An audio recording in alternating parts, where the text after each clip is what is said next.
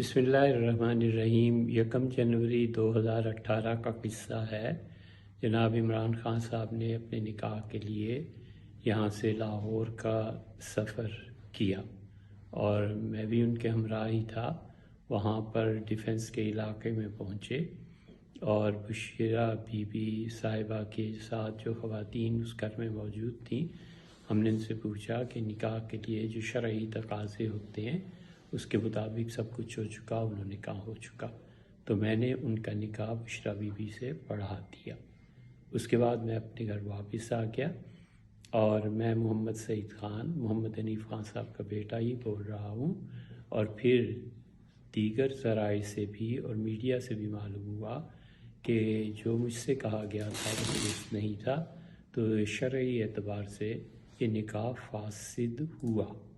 تو اللہ تعالیٰ کا خوف اور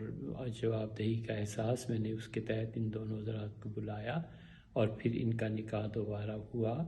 اور وہ تقریباً یاد پڑتا ہے کہ 1 ماہ کے بعد ہوا، اور اس میں بھی زلفی بخاری صاحب محترم وہ گواہ تھے اور عون چودھری صاحب اس کے گواہ تھے۔